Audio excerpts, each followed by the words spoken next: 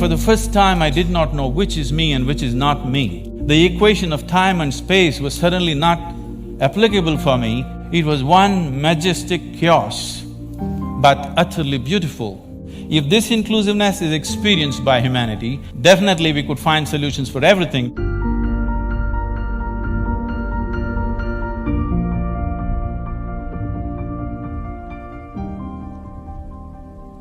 I'm generally referred to as a mystic. Well, what's that supposed to mean? If there is something here that you do not know and you're unable to understand, that would become mysterious to you. If there is someone here who seems to know and understand a lot of things that a lot of people do not seem to know and understand, that person would become a mystic. On a certain day, 2 cows were grazing on the English meadow, English cows. One cow asked the other, "What is your opinion about the mad cow disease?" The other cow said, "I don't care a hoot, I'm anyway a helicopter." Being a mystic, being a realized being is just like this. A cow realizing that it's a cow and it becomes a celebrated cow.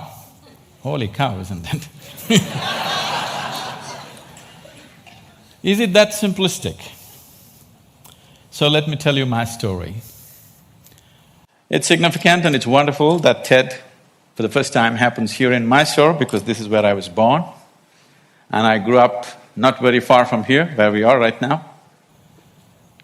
So as a child, one thing that I realized was that I was utterly, absolutely ignorant.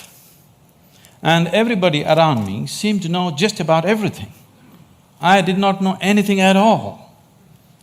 So because I did not know anything, I had to pay enormous attention towards everything. Because others seemed to know everything, they could just go about their life happily without paying attention to anything. My sense of attention became like this. If I see a leaf, I could just sit there looking at this leaf, just staring at it for hours. If I sat up in my bed, just staring at the darkness, I could just do this for the whole night. So this attention brought a completely different level of involvement and interaction with just about anything and everything around me, animate and inanimate. But everybody else seemed to know everything and they were just going about their life busy and happy. But I was just staring at every little thing. Then I realized that even they did not know anything, it is just that they had their assumptions and belief systems that they were happy with, either their own or what was handed down to them by someone else. And they not only knew about what is here, they also knew about other worlds, about gods, about heavens and everything. And here I was struggling to figure out what is what. So this so intrigued me that I started planting myself outside a major temple here in Mysore because I wanted to really see, after having a meeting with God, after having a conversation with God, how people will be. So I stood there intensely observing every face that's walking out of the temple, and generally I heard local gossip. Sometimes in Indian temples, your footwear walks away with someone else, and then I hear people cursing the creation and the creator. I always found people walking out of restaurants always had more joyful faces than people walking out of temples. Divine versus dosa. Dosa seems to win. I could not come to terms with this, and so I slowly became more and more and more skeptical about everybody and everything around me. Skeptical about social structures, political systems, religious beliefs, even scientific theories, because none of them match with my experience of life. On a certain day, I started moving towards Chamandi Hill. You must see this place. And there is a tradition in Mysore. If you have something to do, you go to Chamandi Hill. If you have nothing to do, you go to Chamundi Hill. If you fall in love, you go to Chamundi Hill. If you fall out, you go to Chamundi Hill. I had just fallen out and I had nothing to do, so I started moving towards Chamundi Hill. And I went up and sat on a rock there. Till that moment in my life, I always thought, this is me, and that's somebody else and something else. But for the first time, I did not know which is me and which is not me. Suddenly, what was me was just all over the place. The very rock on which I was sitting, the air that I breathed, the very atmosphere around me, I had just exploded into everything. That sounds like utter insanity. This, I thought, lasted for 10 to 15 minutes. But when I came back to my normal consciousness, I was about 4.5 hours. I was sitting there, fully conscious, eyes open, but time had just flipped in my experience. For the first time in my adult life, tears were flowing down, and I've always been peaceful and happy, that was not an issue, but here I was drenched in a completely different kind of blissfulness, every cell in my body bursting with ecstasy. When I shook my head and trying to get some logical explanation for what's happening to me, the only thing that my very smart mind could say was, maybe I'm just going off my rocker. This experience, as it deepened and it started repeating itself, if I just sit here, what is moments for me seem to be hours for others. I think it's a minute, hours are gone. On a certain day, I happened to be sitting in a certain place. I actually thought it's about 25–30 minutes, but when I came to my normal senses, 13 days had gone by. I was sitting right there. India being what it is, a whole crowd had gathered, garlands around my neck, people touching my feet, somebody wants to know what will happen to his business, somebody wants to know when his daughter will get married. All the things that I hated were just happening around me. And I had to move away from this place just to avoid this crowd around me. And as this experience deepened into me, one thing that happened to me was, everything that I believed was me suddenly was not me. This was always me. And suddenly I found, this is just an accumulation of food that I've eaten. What I accumulate can be mine but can never be me. This was just a huge heap of impressions in my mind. And this body and mind, not being me but just being mine, a distance arose between me and my body, between me and my mind. This also facilitated a certain experience within me, that suddenly the equation of time and space was suddenly not applicable for me. I was seeing that what is here is there, what is there is here, past, present and future got mixed up. It was one majestic chaos, but utterly beautiful. So, my skeptical mind, not able to come to terms with it, started conducting experiments. These experiments are too weird to talk about and the results too fairy tale-ish for anybody to believe. But one thing that I arrived at was that existence is not human-centric. And all human experience is self-made. Most people believe that their experiences are molded by what situations in which they exist, but all human experience is 100% self-created from within. I think today a lot of science is beginning to agree with that. And having realized that, if all experience is created from within, if the basis of your experience is within you, the seat of your experience is within you as it is, what kind of experience of life would you want to have? For yourself, I'm sure, you want it to be at most pleasantness, whatever you may be doing. What you want for your neighbor may be debatable, but what you want for yourself, definitely you want utmost pleasantness. As I realized the basis of my experience is within me, I shifted from staring at things to sitting with my eyes closed. This was a dimensional shift in my life, from staring to sitting with my eyes closed.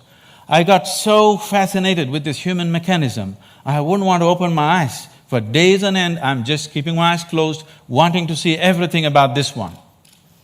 And what I realized was, if I take a piece of bread and put it into this system, this piece of bread becomes my body in a few hours, and I begin to experience this as myself. This amazing process, as I became more and more aware of it, I saw the very source of creation. The very maker of this body, the manufacturer of this body is within. Once I saw this, and I could see that I could rewire my brains completely in 24 hours, changing myself beyond social upbringing, family situations, even genetic qualities in me. I could see I could just completely change everything about myself. In 24 hours, I'm a different person. Another 24 hours, I'm a different person. I was like a conscious schizophrenic trying out different things. On a certain day, I just, in a field hockey game, I fractured my left ankle, and I went and sat down in a place. I was in excruciating pain, and by then I had also become a chronic asthmatic, and I had a very severe bout of asthma. And this pain and this inability to breathe together, they were quite something. At that moment it occurred to me, if the maker of this body is inside, why is it that I cannot mend this from inside? I sat down with a certain resolve. If this is true, I must be able to allow it to mend itself, otherwise I must be completely on a wrong track. I sat down with my eyes closed for about little more than an hour. When I came out, my asthma left me, never to come back again. And above all, my fractured leg was perfectly okay in little more than an hour's time. Armed with this experience, I started creating methods and systems through which every human being could access that intelligence and that capability within the system which can make a piece of bread into a human being. This intelligence and this competence within the human system, which is not just about thought process, exists in every human being, but unfortunately remains untapped. And I went about creating systems that people could make use of today, these technologies for inner well-being, these methods to engineer your interiority the way you want it. Millions of people are making use of it, enjoying the benefits of that, but the essential part of this is that there is such a high level of intelligence and competence on every millimeter of the body, every point of the body, not just in the thought process. This is completely untapped by human societies. There are ways to do this, and as I went into this process, what I saw was, what is it that determines what is me and what is not me? I am capable of taking a piece of bread and making it into myself. If I look at this body, it is just a piece of this planet that I have borrowed, but why is this separate and this is separate? Then I found that it is just the boundaries of sensation which determines what is me and what is not me. Here there is sensation, so this is me. There seems I don't feel the sensation, so that's not me. As I looked at this boundaries of sensation very, very closely from within myself, this was a phase of my life where most of the time I remained with my eyes closed. I realized that the boundaries of sensation can either be stretched, expanded, or even made smaller than what it is right now. You can sit here and not feel anything that's happening here right now. This happens in sleep to some extent. Or you can sit here and extend your boundaries of your sensation for this whole hall. And anything that is within the boundaries of your sensation, you will always experience as myself. There is a glass of water here, and this is not me, that's very clear. But if you drink it, you just included it into the boundaries of your sensation, and that becomes you. So if you throw the boundary of your sensation out in an expanded form, you can sit here and experience everybody in this hall as yourself. You can stretch it further, experience the very cosmic scape like you experience your own body.